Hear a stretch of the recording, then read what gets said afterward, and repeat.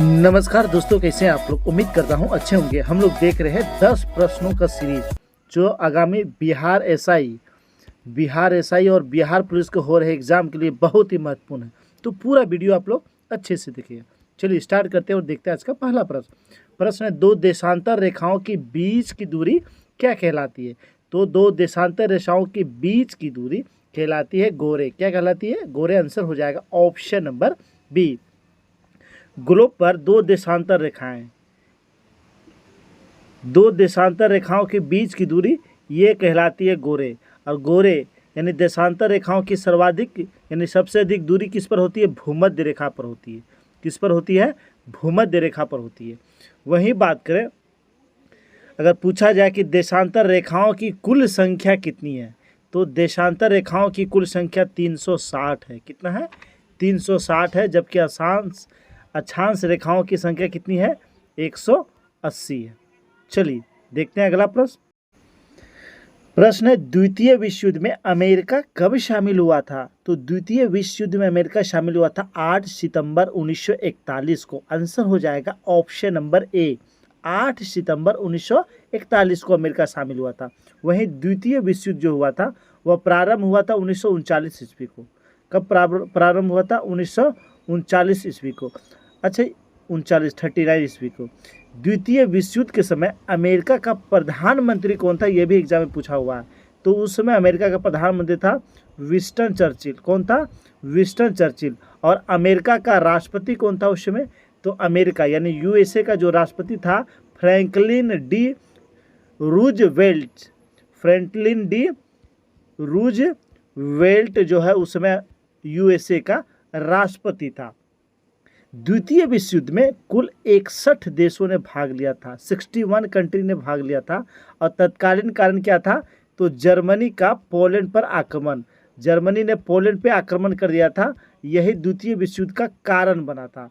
वहीं बात करें द्वितीय विश्व युद्ध में पराजित कौन हुआ था, तो द्वितीय विश्व युद्ध में मित्र राष्ट्रों द्वारा पराजित होने वाला जो अंतिम देश था वह था जापान। अंतिम देश था जापान।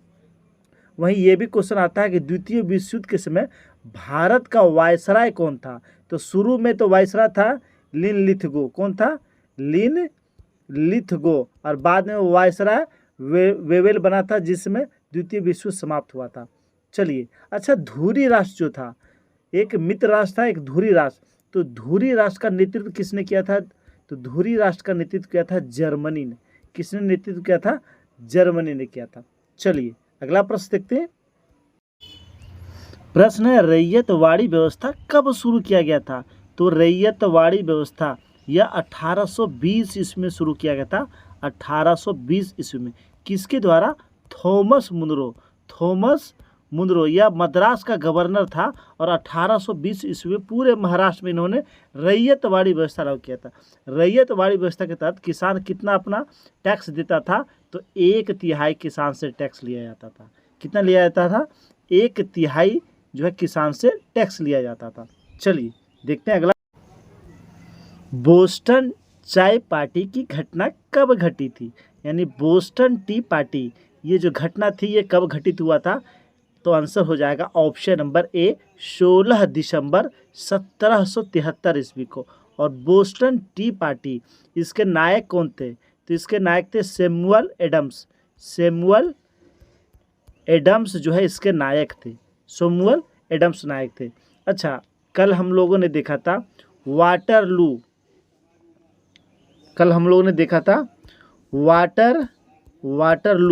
वाटरलू का ये जो युद्ध हुआ था यह कब हुआ था? कल हम लोगों ने देखा था 16 मई 1815 ईस्वी में। 16 मई 1815 ईस्वी में। जबकि क्रीमियन ये युद्ध जो हुआ था यह कब हुआ था? 1854 से 56 के बीच। 1854 से 1856 के बीच हुआ था। इसमें ब्रिटेन, फ्रांस और टर्की को किसने पराजित किया था? तो ब्रिटेन, फ्रांस और टर्की ये तीनों ने मिलकर रूस को पराजित किया था। किसे पराजित किया था? रूस को पराजित किया था। चलिए अगला प्रश्न। खुले द्वार की नीति के प्रतिपादक कौन थे? खुले द्वार की नीति के प्रतिपादक थे जॉन हे। कौन थे? जॉन हे। आंसर हो जाएगा option number C, option number C. अच्छा आप लोग बताएं, प्रथम मदरसा की स्थापना कब किया गया था? तो प्रथम मदरसा की स्थापना कलकत्ता में किया गया था 1781 ईस्वी में, वारेन हेस्टिंग्स के समय में। वारेन हेस्टिंग्स के समय। बंगाल में द्वैध शासन का संस्थापक किसे जाना जाता है? द्वैध शासन का संस्थापक बंगाल में जाना जाता है रॉबर्ट क्लाइव को। किसे जाना जाता है? रॉबर्ट क्लाइव को। अब द्वैध शासन को समाप्त किसने किया था बंगाल में? तो वारेन हेस्टिंग्स ने समाप्त किया था। वारेन हेस्टिंग ने समाप्त किया था। बंगाल में अस्थाई बंदोबस्त लागू किया था किसने? तो लॉर्ड कॉर्नवालिस ने। लॉर्ड कॉर्नवालिस ने किया था 1700, अगर डेट पूछा जाए तो 22 मार्च 1793 ईस्वी को। 22 मार्च 1793 ईस्वी को। चलिए अगला प्रश्न देखते हैं। प्रश्न, सर थॉमस रो जहांगीर के दरबार में कब आया था? तो सर थॉमस रो यह जहांगीर के दरबार में आया था 1615 ईस्वी में। कब आया था?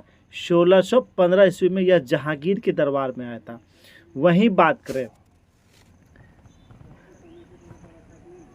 बक्सर का ये जो युद्ध हुआ था, बक्सर का युद्ध ये हुआ था 22 अक्टूबर 1764 ईस्वी में। इसमें अंग्रेज का सेनापति कौन था?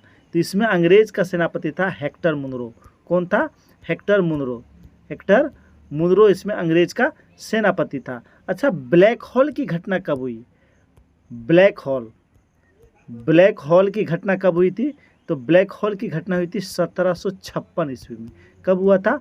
1756 ईस्वी में हुआ था। अच्छा, हर्मिट ऑफ शिमला किसे कहा जाता है? हर्मिट ऑफ शिमला कहा जाता है A.O. ह्यूम को।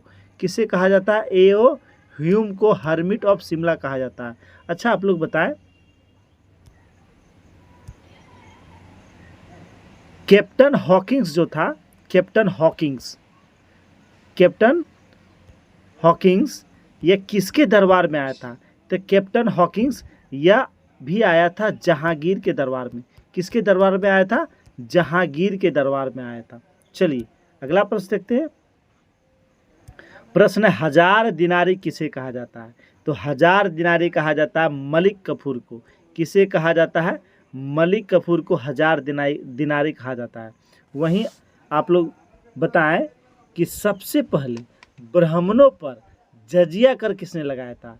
तो जजिया कर प्रारंभ किया था किसने? तो जजिया कर प्रारंभ किया था अकबर ने। किसने प्रारंभ किया था? अकबर ने। उससे पहले कनिष्क ने भी जजिया कर प्रारंभ किया था। किसने? कनिष्क ने भी जजिया कर प्रारंभ किया था। तो अकबर ने जजिया कर प्रारंभ किया था। और ये जजिया कर जो होता था गैर मुसलमानों से लिया जाने वाला धार्मिक कर था। वहीं जजिया कर ब्राह्मणों पर किसने लगाया था? तो फिरोज शाह तुगलक ने लगाया था। अच्छा आप लोग बताएं, गुलाम वंश का अंतिम शासक कौन था? तो शमसुद्दीन क्यूमर्स। कौन था? शमसुद्दीन क्यूमर्स जो है गुलाम वंश का अंतिम शासक था। इसे भी आप लोग याद रखेंगे। अच्छा, डाक व्यवस्था का प्रचलन किसने किया था? तो शेर शाह सूरी ने। किसने किया था? शेर शाह सूरी ने किया था। जिसका मकबरा कहाँ है? जिसका मकबरा सासाराम में। शेर शाह सूरी का जो मृत्यु हुआ था वह कलिंजर अभियान के दौरान हुआ था। कलिंजर अभियान के दौरान हुआ था। अच्छा, शाहे बेखबर किसे कहा जाता है? शाहे बेखबर ये किसे कहा जाता है? ये कहा जाता है, हम लोग जानते हैं इसे ही, बहादुर शाह प्रथम को शाहे बेखबर कहा जाता है। जबकि रंगीला बादशाह किसे कहा जाता है? मोहम्मद शाह को रंगीला बादशाह कहा जाता है। इसमें मराठा राज्य का दूसरा संस्थापक किसे कहा जाता है? मराठा राज्य का दूसरा संस्थापक कहा जाता है बालाजी विश्वनाथ को। आंसर हो जाएगा ऑप्शन नंबर सी। जबकि मराठा राज्य का संस्थापक कौन थे? शिवाजी थे। कौन थे? शिवाजी का राज्याभिषेक कब हुआ था? 1674 ईस्वी में। 1674 ईस्वी में इसका राज्याभिषेक हुआ था। और कराया किसने था? तो काशी के विद्वान थे गंगा भट्ट ने। और कहाँ किया गया था? रायगढ़ किले में। रायगढ़ किले में शिवाजी का राज्याभिषेक हुआ था। शिवाजी को औरंगजेब ने कहाँ कैद किया था? तो जयपुर भवन में। कहाँ कैद करके रखा था? जयपुर भवन में। अच्छा, सहायक संधि स्वीकार करने वाला प्रथम मराठा शासक कौन था? तो सहायक संधि स्वीकार करने वाला प्रथम मराठा शासक था पेशवा। उनका नाम था बाजीराव द्वितीय। बाजीराव द्वितीय ने सहायक संधि सबसे पहले स्वीकार किया था। वहीं शिवाजी ने चौथ जो विकास के लिए होता था और सरदेशमुखी जो रक्षा के लिए होता था कर लगाया था। शिवाजी के काल में अष्टप्रधान रहते थे और उसका जो सर्वोच्च पद होता था वह था पेशवा। कौन था? पेशवा। यानी जो अष्टप्रधान था वह शिवाजी का मंत्रिमंडल होता था। क्या होता था? मंत्रिमंडल होता था। चलिए देखते हैं अगला प्रश्न। प्रश्न है डीएनए का प्रतिपादन किसने किया? तो डीएनए का प्रतिपादन ये किसने किया था? कॉर्नबर्ग ने किया था। किसने किया? कॉर्नबर्ग ने किया। आंसर हो जाएगा ऑप्शन नंबर 1, कॉर्नबर्ग ने डीएनए का प्रतिपादन किया था। कॉर्नबर्ग ने। वहीं बात करें डीएनए, तो डीएनए का खोज किसने किया था? तो डीएनए का खोज किया था वाटसन एंड क्रिक ने। किसने किया था? वाटसन एंड क्रिक ने। और डीएनए का डबल हेलिक्स मॉडल यह किसने दिया था? तो यह दिया था वाटसन एंड क्रिक। इन्होंने ही डीएनए का डबल हेलिक्स मॉडल दिया था। वहीं बात करें हरगोविंद खुराना, तो हरगोविंद खुराना ने सबसे पहले प्रयोगशाला में जीन का संश्लेषण किया था। जीन का संश्लेषण सबसे पहले हरगोविंद खुराना ने ही किया था प्रयोगशाला में। वहीं बात करें, आप लोग बताएं डीएनए की कार्यात्मक इकाई क्या है, यानी डीएनए की इकाई क्या है? तो न्यूक्लियोटाइड्स डीएनए की इकाई होती है। अच्छा, बच्चे का लिंग निर्धारण किसके गुणसूत्र से होता है? तो पिता के गुणसूत्र से होता है, क्योंकि पिता में XY गुणसूत्र पाए जाते हैं और माता में XX गुणसूत्र पाए जाते हैं। XX गुणसूत्र पाए जाते हैं।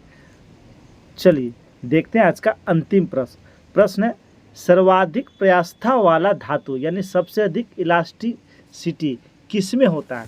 तो सबसे अधिक इलास्टिसिटी होती है स्टील में। किस में होता है? स्टील में। आंसर हो जाएगा ऑप्शन नंबर सी। कुछ और प्रश्न देख लेते हैं। अच्छा, मार्स गैस किसे कहते हैं? तो मार्स गैस कहा जाता है मीथेन को। किसे कहा जाता है? मीथेन को। वहीं बात करें सबसे हल्की गैस या तत्व, तो हाइड्रोजन। कौन सा? हाइड्रोजन। सबसे हल्का धातु पूछा जाए तो लिथियम। कौन सा? सबसे हल्की धातु लिथियम।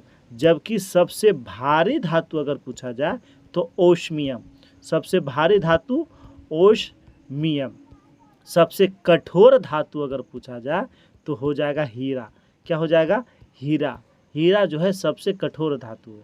चलिए दोस्तों, ये था 10 प्रश्नों का सीरीज जो सभी एग्जाम के लिए बहुत ही महत्वपूर्ण है। तो पूरा वीडियो आप लोग देखिए। अगर वीडियो अच्छा लगा हो तो लाइक कर देंगे और अपने अपने ग्रुप में शेयर कर देंगे। धन्यवाद दोस्तों।